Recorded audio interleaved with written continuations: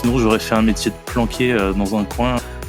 T'es dans du code que tu prépares et avant le jour J, t'es pas sûr à 100% qu'il va fonctionner. J'y vais, je passe le truc, je supprime le code de manière un peu violente. C'est pas parce que t'as raison que tu dois y aller comme un bourrin. Écoute, très, très bien, tant mieux pour toi, mais je m'en fous un peu, tu vois. Alors, tiens, c'est ton podcast. Hein. Cool.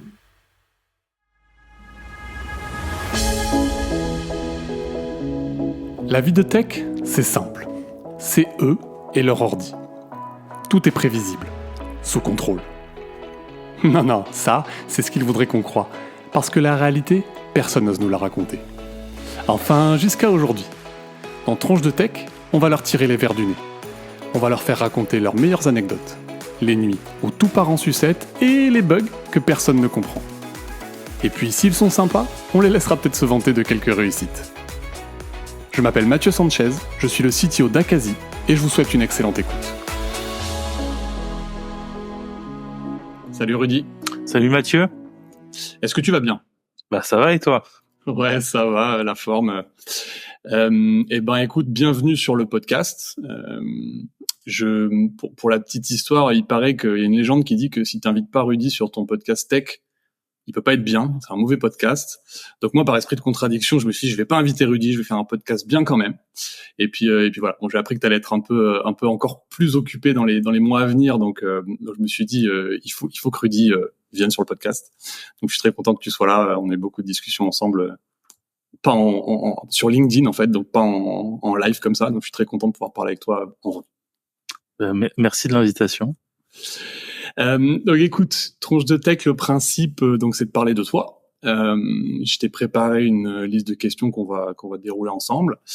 Mais avant qu'on commence les questions, je te propose de te présenter en 3 phrases.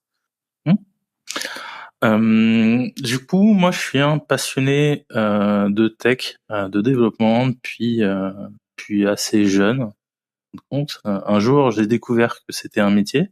Donc, je fais des études là-dedans et puis je suis passé par pas mal d'entreprises, que ça soit mutuelle, e-commerce, intermédiation, presse et tout un tas de secteurs d'activité. Et depuis 3 ans et demi, 4 ans, là, je suis CTPO d'une entreprise qui s'appelle Capcar, qui fait de l'intermédiation dans la voiture d'occasion. Ok, excellent. Je te propose d'enchaîner sur les questions. Ma première question, c'est comment toi tu tombes dans la tech? Si tu veux, moi j'ai eu dans les années 2000, tout début 2000, je sais pas, 98, 99, on a eu un ordinateur à la maison. Puis c'est aussi l'époque où j'ai découvert le web. Sauf que c'est une époque où sur le web il y avait rien à faire. T'étais là, c'est quelques forums, des petits trucs, donc rien à faire sur le web. Qu'est-ce que tu fais quand il y a rien à y faire ? Tu fais un site web. Donc je suis tombé un peu dedans en commençant à toucher PHP, HTML, CSS, JavaScript, un peu d'administration de serveurs Linux et puis par passion en fait, parce que ça me plaisait de faire ça. Et puis un jour quelques années plus tard, tu vois, j'ai mon oncle qui est passé, qui s'est intéressé à ce que je faisais, et puis il m'a dit tu sais, ce que tu fais, c'est un vrai métier, quoi. Alors je sais plus s'il me l'a dit comme ça, mais c'est le jour où j'ai eu le déclic, on me rend compte que en fait je pouvais faire ça tout le reste de ma vie, être payé pour, et puis ça changeait un petit peu ma manière de voir les choses. Sinon j'aurais fait un métier de planqué dans un coin, mais non. Je passe dans la tech. T'aurais fait quoi comme métier de planqué ? Alors, à l'époque, mais quand on est jeune, on est souvent un petit peu con. Donc, dans ma tête, je m'étais dit, tiens, je vais faire opticien lunetier. Les mecs, ils sont tout seuls dans leur boutique. Toute la journée, ils voient 3 clients, ils leur vendent 2 paires de lunettes à 600 balles. En plus, c'est remboursé. Ça, c'est un super taf pour moi, tu vois. Et du coup, j'ai pas du tout fait ça. Et j'ai encore moins l'impression de bosser que si j'avais fait ça, je pense. Okay. Et tu te rappelles de ton premier site web que t'as fait ?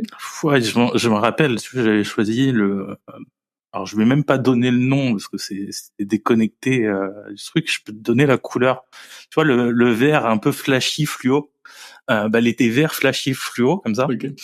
Et c'était l'époque où tu vois, il y avait, on avait tous des téléphones, des 3310, des trucs comme ça. On pouvait écrire les sonneries. Ok. Avec les touches, vous pouvez taper les sonneries. Donc, t'avais sur Internet, t'avais plein de sonneries que tu pouvais écrire toi-même et autres. Mon premier site, j'avais pompé tout un tas de choses sur d'autres sites, j'avais mis sur le mien.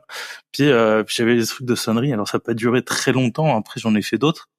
Là, deuxième site, je partageais un peu plus ma passion. Tu vois, ce que j'apprenais, je le remettais dessus, des morceaux de code, des morceaux de trucs, des petits tutos. Et puis ça a duré quelques années comme ça, quoi.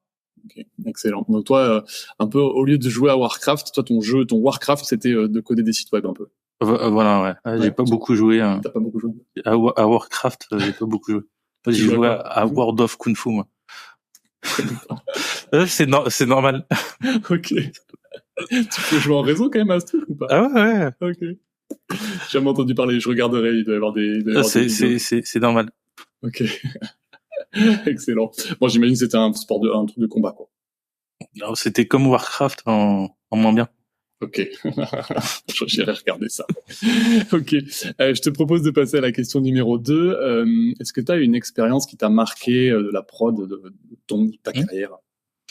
Il y a pas mal d'expériences, mais il y en a une que je trouve plutôt intéressante. Il y a quelques années,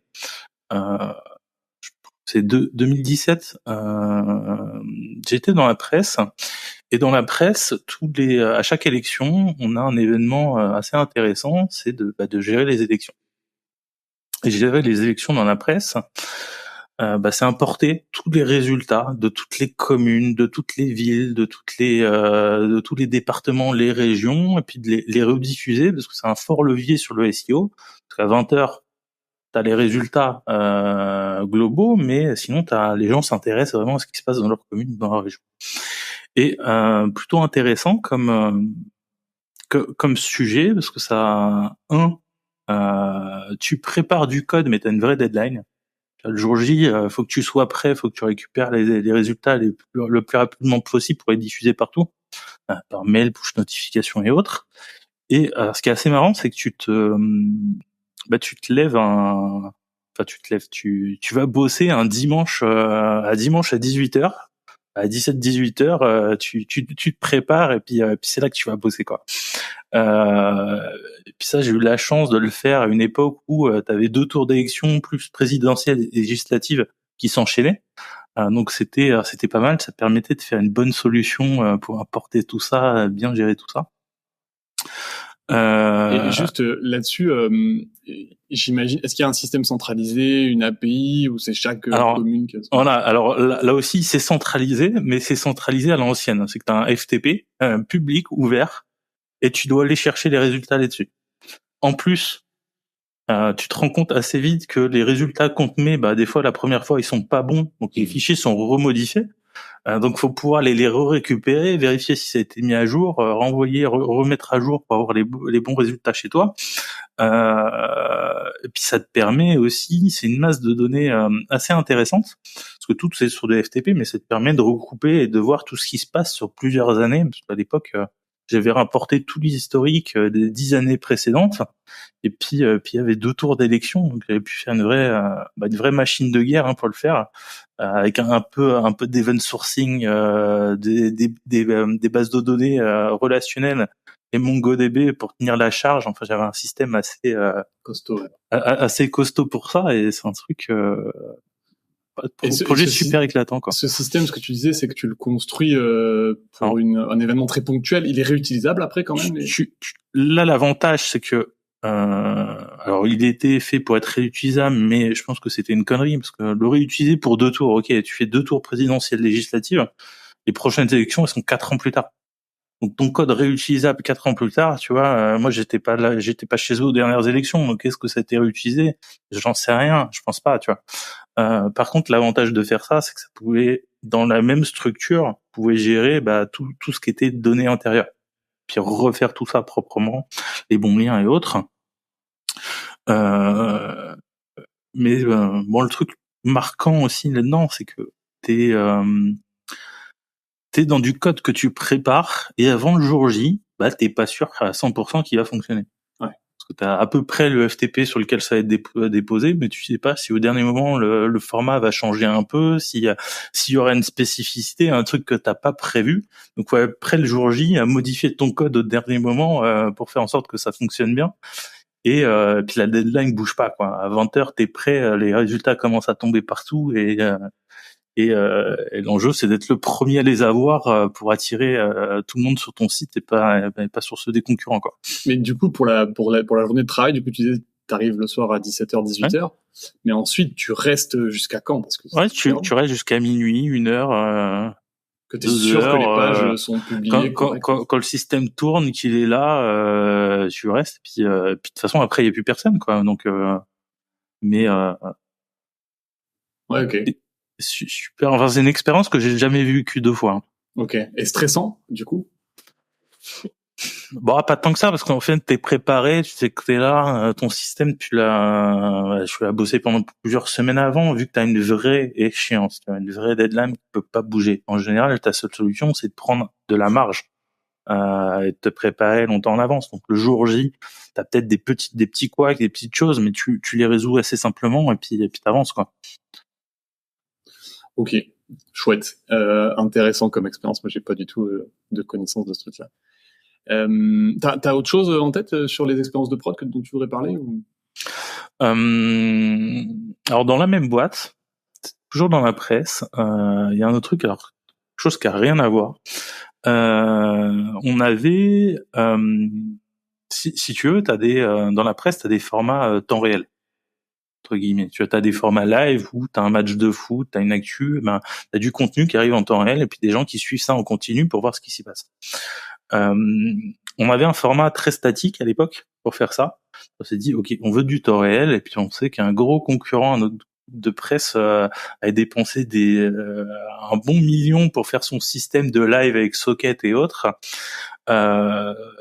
Et à l'époque, j'ai fait totalement différemment. Attends, Rudy, pour expliquer, le système de live, par exemple, c'est si tu vas sur l'équipe, tu regardes le match de foot, t'as pas besoin de rafraîchir ta page. En temps réel, tu vois les buts, tu vois les... Exactement. Tu vois le contenu qui s'actualise en temps réel, chaque événement qui s'y passe, et puis c'est exactement ça. Nous, on avait à l'époque un système très statique, on affichait les choses, et puis fallait le rendre en temps réel. Ou ce qui s'est passé, concurrent, 1 million, des sockets et autres. Nous, on n'a pas fait pareil. J'ai sorti un système de live en une journée. En une journée, par rapport à un petit million à côté, en une journée, la seule chose qui a été fait, c'est on modifiait un contenu chez nous dans le back-office, on envoyait un item avec une lambda dans AWS, dans un Dynamo. De l'autre côté, une API, on récupérait ça. Et le front faisait des simples appels en Ajax derrière. Toutes les 30 secondes, on faisait un appel. S'il y avait du nouveau contenu, on attendait une petite minute, histoire que les serveurs de cache devant être sûr qu'ils soient réactualisés. Puis là, on affichait la page. Fait que tu avais l'illusion du live 100% en temps réel. Pour le client, ça changeait rien, c'était temps réel. En vrai, ça l'était pas totalement. Et puis, ça permet de sortir ça, super vite et à moindre coût. Et du coup, si je simplifie, je schématise beaucoup ce que tu as fait, concrètement, c'est comme si tu avais juste automatisé l'action de la personne qui appuie sur refresh. C'est-à-dire qu'au lieu qu'elle appuie sur refresh, c'est toi, dans le navigateur, qui fait ça. Oui et non, parce qu'en fait, ton live, il met à jour un peu le contenu, mais tu le préviens, tiens, il y a eu 3 nouveaux items, toc, et puis le mec, il sait, ok, j'ai trop... Parce qu'en fait, tu peux pas non plus le tuer dans sa lecture. Si ton client est déjà là, tu vas pas lui rafficher du contenu, recharger toute la page. Donc tu vas dire, ah tiens, il y a eu 3 nouveaux items, clique là si tu veux, boum, ça la réactualise et puis continue sa lecture. Et ça, on continue.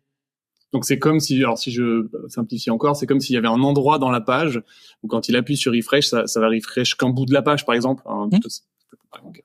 Ok, très bien. Effectivement, et du coup, tu as économisé pas mal d'argent et l'important finalement, c'est l'expérience utilisateur. Et voilà, et tu te rends compte, t'as une bonne expérience utilisateur pour pas grand-chose. Et puis des fois, c'est juste, en fait, là où, ce qui a changé un peu ma manière de voir les choses, c'est que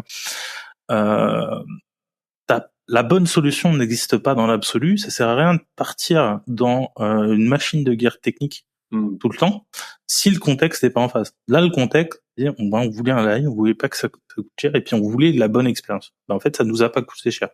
À l'inverse de ce qui s'est passé pour les élections, juste avant, où là, l'enjeu de réimporter tous les résultats précédents en plus d'avoir des 2 tours, ça a permis d'investir un peu plus dans la solution et de faire quelque chose d'un peu plus carré, évolutif, parce que c'était pas juste one shot en fait. C'était one shot 4 fois plus un port précédent. Tout le contexte est important pour faire la bonne, pour mettre en place la bonne solution, quoi. Ok, intéressant. Ça, c'est vrai que c'est des fois un travers qu'on a, surtout quand on est au début de sa carrière tech et qu'on progresse, on apprend des nouvelles choses, on a envie de les utiliser, on se dit que c'est la bonne façon de faire, et tu oublies un petit peu le métier derrière, le besoin du client, et c'est ça qui est primordial sur ton choix de technologie. Donc, ok. Écoute, intéressant. Est-ce qu'on peut passer à la question 3? Alors, bien, c'est ton podcast. Hein. Cool, je décide. Alors, je vais direct dans la 4. Non, je reste sur la 3. C'est quoi ta plus grosse bêtise de CTO? Alors, peut-être pas en tant que CTO, mais plus à l'époque où j'avais un poste de lead, si tu veux.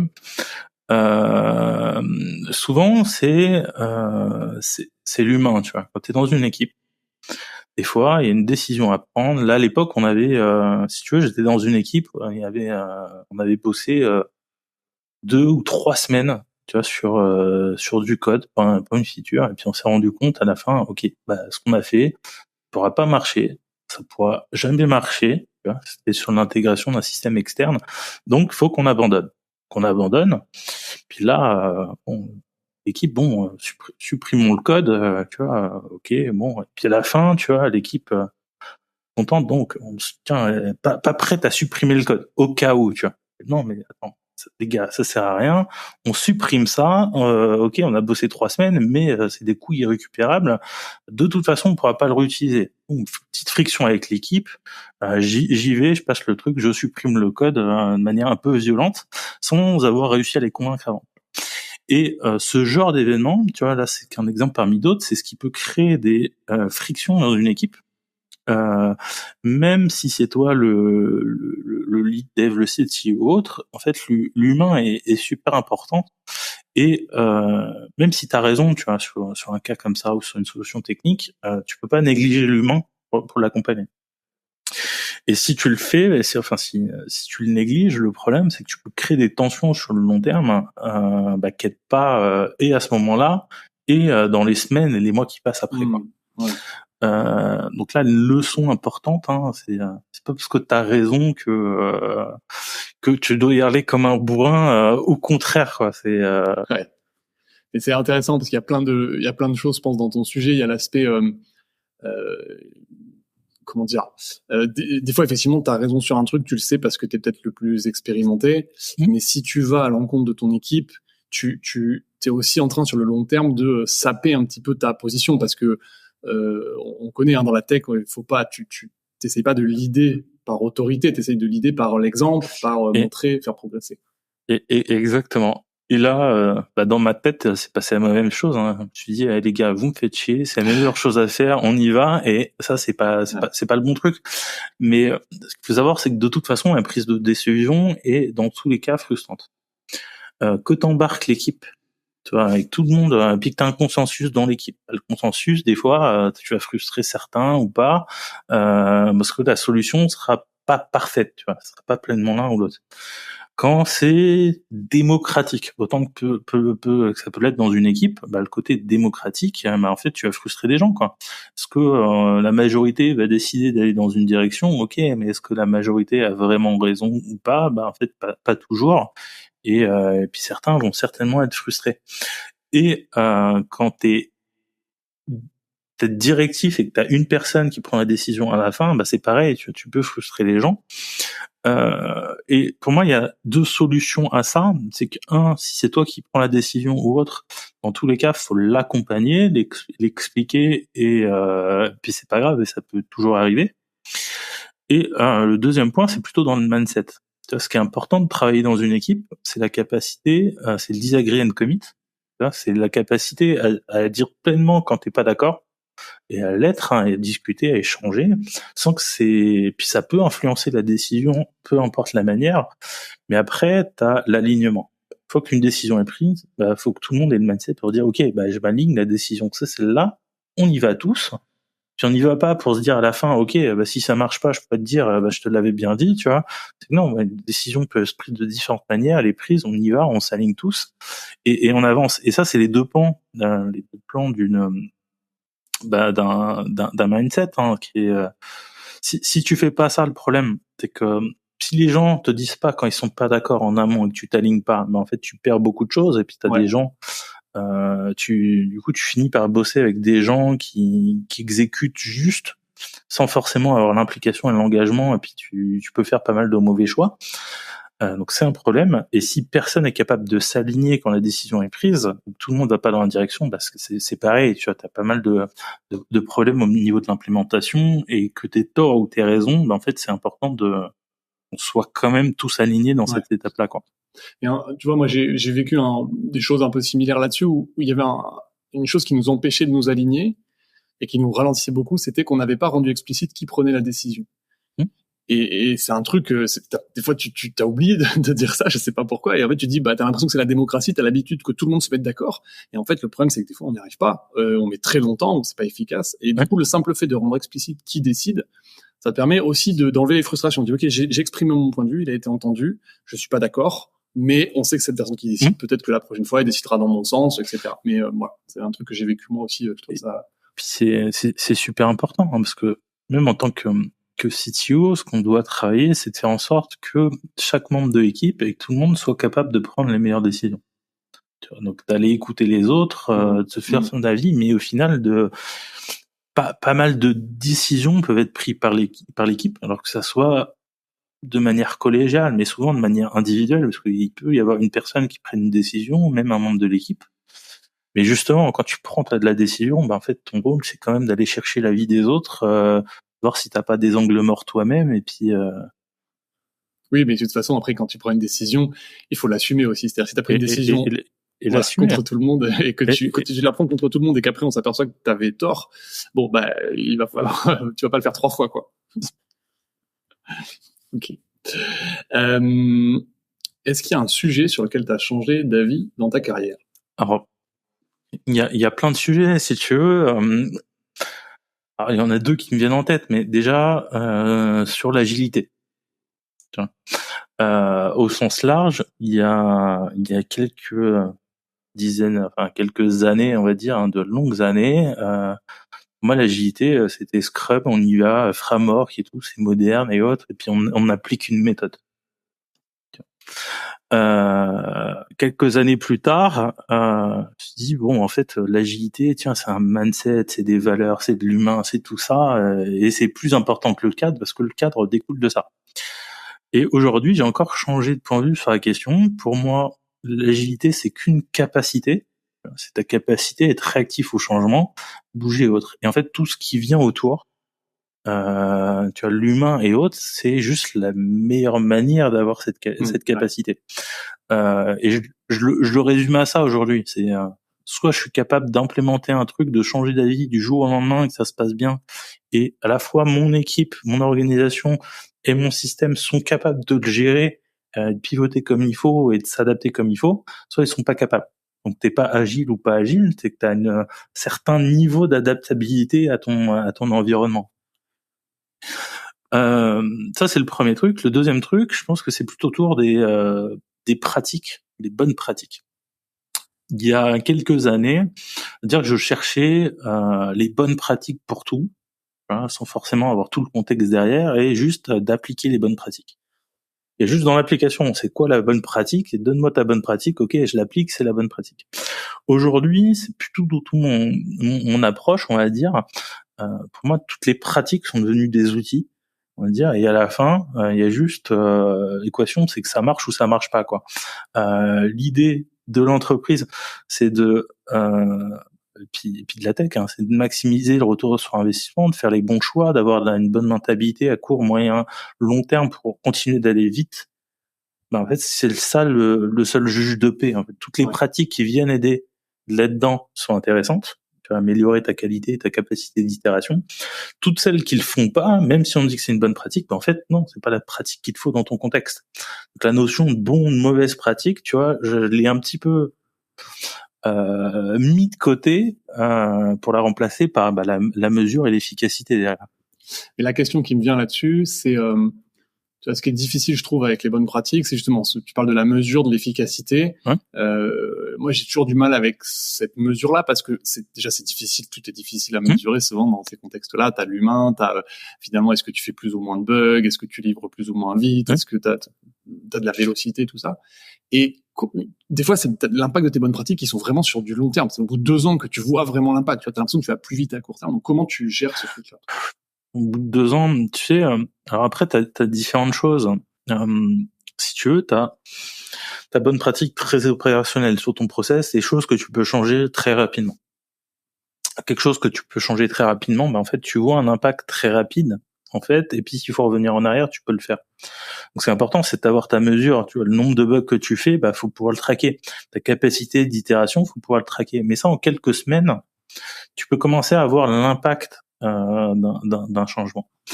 Il y a des choses qui le sont peut-être un peu moins, c'est-à-dire que tu viens toucher à tout ce qui est architecture logicielle et urbanisation de ton système d'information.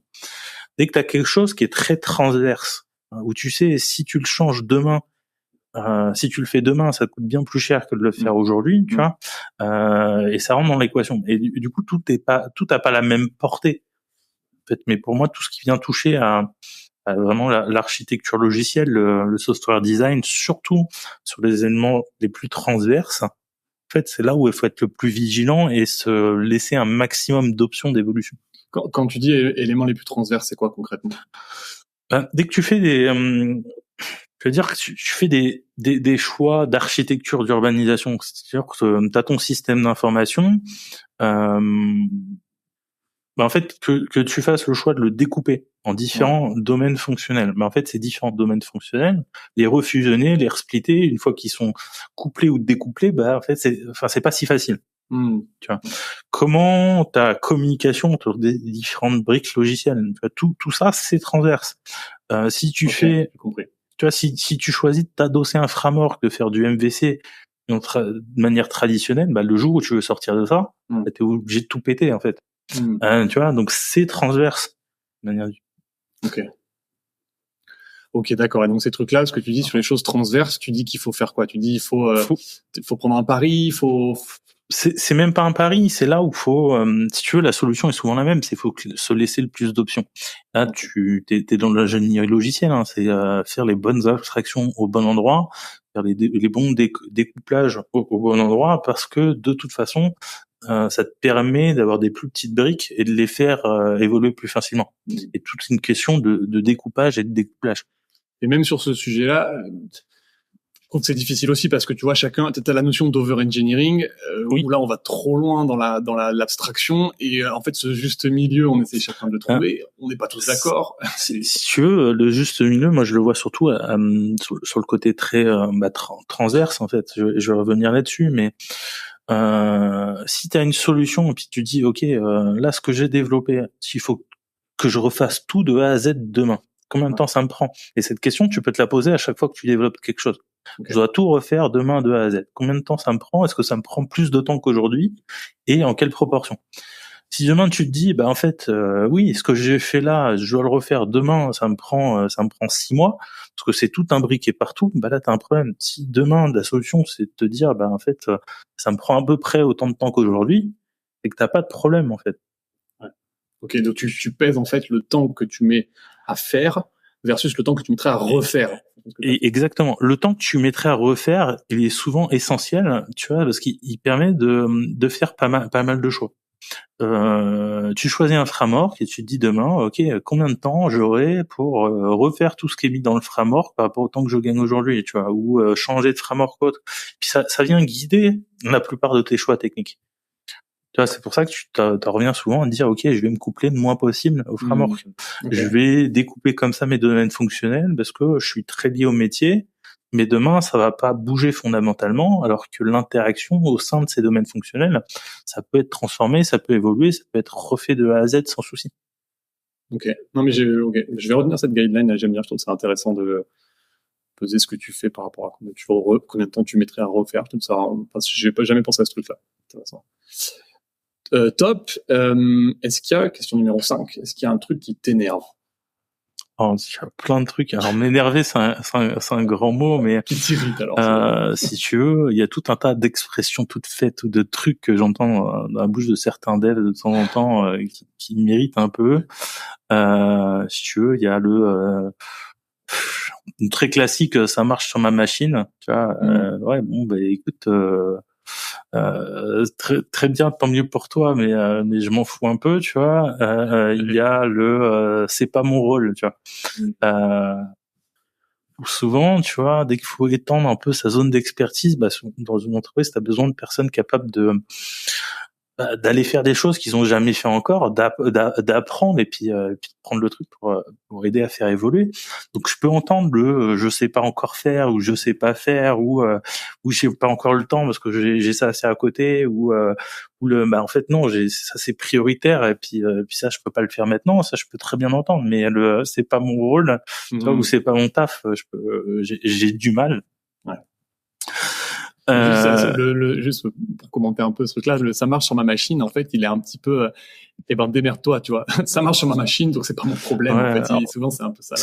Si tu veux, moi je l'ai résolu d'une autre manière. Ça marche sur ma machine. Chez nous, c'est des devs qui testent de A à Z ce qu'ils font. Donc quand tu testes de A à Z ce qu'ils font, oui, c'est bien. Tu testes sur ta machine. Et une fois que c'est en staging, bah tu viens de tester, tu vois, et bien là t'es sûr que ça marche aussi en staging. Puis une fois que c'est en production, bah là tu viens refaire un test en production. Donc t'es sûr que t'as pas de soucis d'environnement, même entre ton environnement de staging et ta prod. Et du coup ça marche sur ma machine, disparaît totalement parce que tu peux pas te donner l'excuse à toi-même. Tu peux pas te donner l'excuse, exactement. C'est soit ça marche pas, tu vois, et c'est binaire.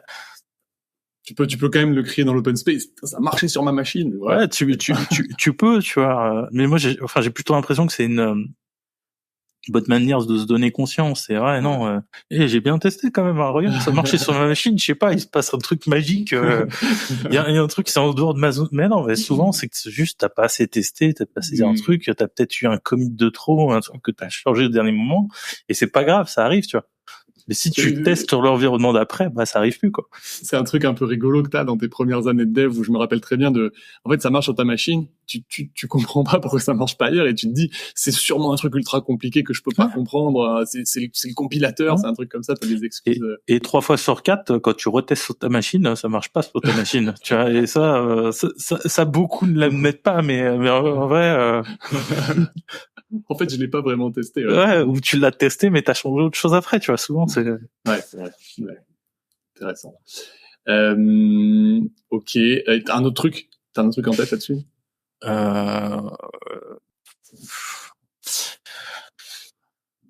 Est-ce que j'ai un autre truc en tête? Non, mais sinon... Ouais, tu sais, c'est autour de la prise de décision, si tu veux. Des fois, t'as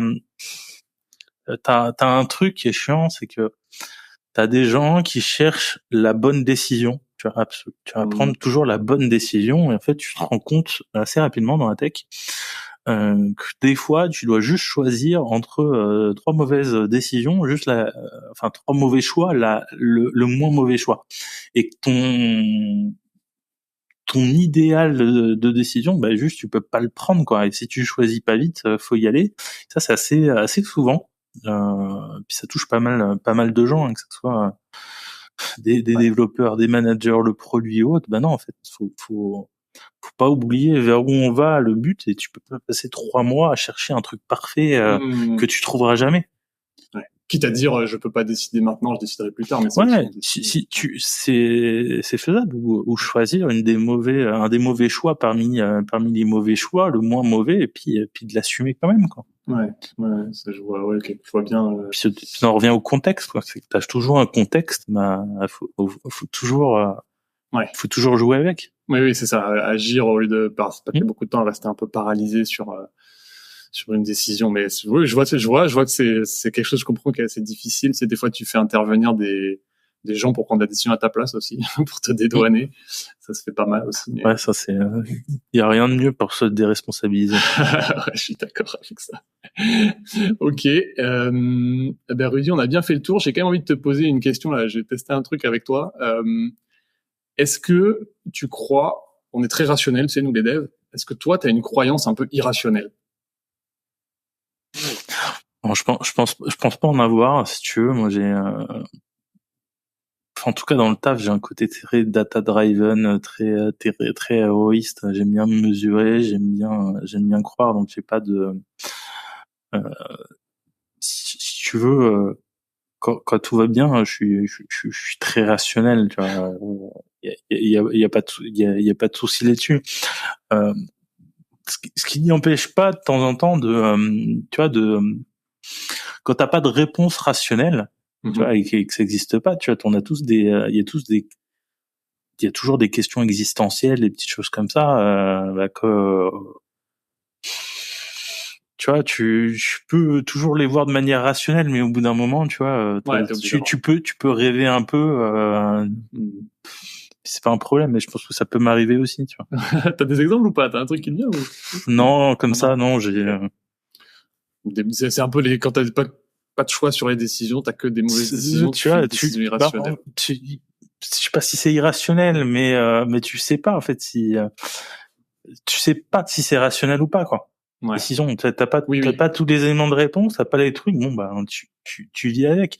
Tu vois, soit tu t'en fous, soit tu fantasmes des choses, soit tu t'inventes la rationalité que tu veux, mais au final, ça l'est pas, quoi. Ouais, je suis d'accord. Oui, de toute façon, être rationnel, c'est un peu une illusion. On n'est pas à 100% rationnel. On est plein. Oh, toi, c'est sûr. Sur les code review, tu l'es pas.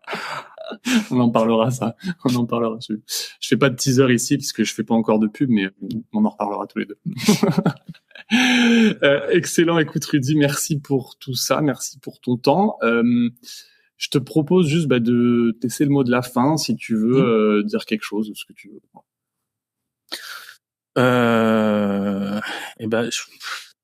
Faites des code reviews, faites pas de code review. Non, ça c'est des détails, mais je pense que en tant que dev, il y a un truc qu'il faut jamais oublier, c'est pourquoi on bosse, quoi. Et souvent, on bosse pour faire évoluer un business, on bosse pour faire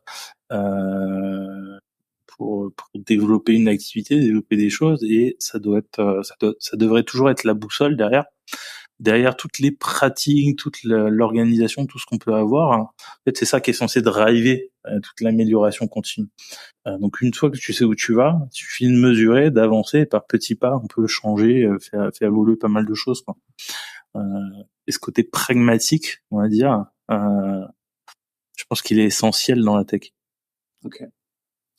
Et sur ces belles paroles, top. Je te remercie beaucoup, Rudy, pour ton temps. Merci Mathieu. Je te dis à bientôt pour une discussion sur les code reviews. À bientôt Mathieu. À bientôt. Salut.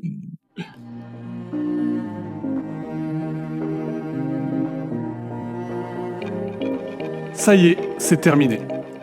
La tronche de tech du jour nous a livré tous ses secrets. Ou presque.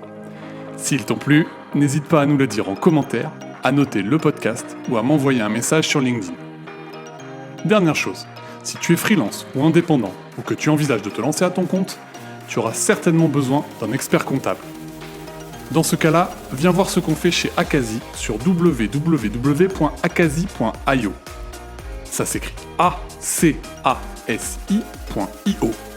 Et promis, tu seras super bien accueilli.